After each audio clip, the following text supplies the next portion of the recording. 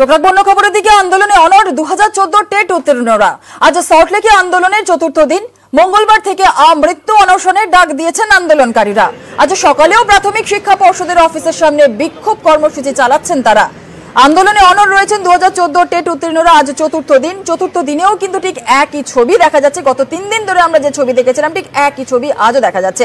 আজ সকালেও প্রাথমিক শিক্ষা পর্ষদের অফিসের সামনে বিক্ষোভ চালাচ্ছেন চাকরির প্রার্থীরা। আমাদের সঙ্গে রয়েছেন আমাদের প্রতিনিধি শঙ্কু সাঁতরা। সরাসরি চলে যাব করুণাময়ীতে আমাদের প্রতিনিধির কাছে। শঙ্কু, এই মুহূর্তে ঠিক কি পরিস্থিতি? কারণ সকালেও তোমার সঙ্গে যখন কথা হচ্ছিল তুমি যেমনটা বলছিলে যে আন্দোলনে অনড় রয়েছেন টেট উত্তীর্ণ প্রার্থীরা, কি বলছেন এখন এই মুহূর্তে কি পরিস্থিতি?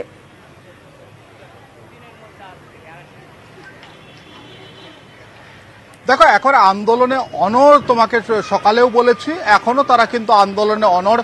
তোমাকে আমি দেখাচ্ছি যে এখনো পর্যন্ত কিন্তু তারা রাস্তার উপর শুয়ে রয়েছে। তুমি নিঃসন্দেহে দেখতে পাচ্ছ যে এরা রাস্তায় শুয়ে অনশন করছে, আর ওদিকে অনেকেই বসে রয়েছে। এই রোদ, অর্থাৎ এখন তীব্র রোদকে উপেক্ষা করে তারা রাতের ঠান্ডা কুয়াশা সেটাকেও উপেক্ষা করে তারা কিন্তু বসে রয়েছে।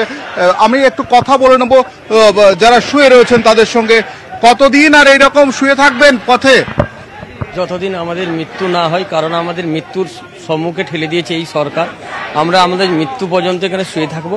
হয় আমাদের এভাবে মৃত্যু হোক, আর নইলে আপনি গুলি চালিয়ে দিন, আর আমাদের লাশগুলো যেন বাড়িতে না পাঠিয়ে আমাদের এখানেই পুড়িয়ে দেওয়া হয়। আমাদের বাড়িতে পাঠানোর কোনো প্রয়োজন নেই। বাড়িতে আমার 4 মাসের একটা শিশু সন্তান আছে। আমি তাকে ছেড়ে, প্যারালাইসিস মাকে ছেড়ে এখানে পড়ে রয়েছি আজ এতদিন ধরে। আমরা এখানেই মৃত্যুবরণ করতে চাই, আমরা বাড়ি ফিরতে চাই না। এই সরকারের কোনো মানবিক মুখ নেই। আমরা দেখছি দিনের পর দিন যেভাবে দুর্নীতি হয়েছে আমাদের সঙ্গে, যেভাবে আমাদের চাকরিগুলো চুরি করে নিয়ে আমি নাটক করছেন শিক্ষামন্ত্রী, প্রাক্তন শিক্ষামন্ত্রী জেলে, প্রাক্তন পর্ষদ সভাপতি জেলে, আর এই নতুন 2জন নাটক করছেন। আমরা বাঁচতে চাইছি না। আমাদের যেন আমাদের এই মৃতদেহগুলোকে বাড়িতে আর না পাঠিয়ে এখানেই যেন শ্মশান করে দেওয়া হয়। আমরা এইটুকু চাই, আমরা বাঁচতে চাই না।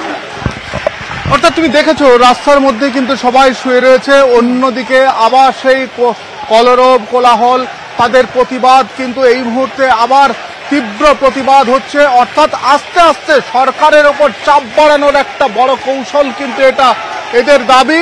এরা যতক্ষণ পর্যন্ত নিয়োগপত্র হাতে না পাবে ততক্ষণ পর্যন্ত কিন্তু একইভাবে একেবারে সড়ক আটকে, সল্টলেকের একেবারে পর্ষদ অফিসের সামনে সড়ক আটকে তারা কিন্তু এইভাবেই আন্দোলন চালিয়ে যাচ্ছে।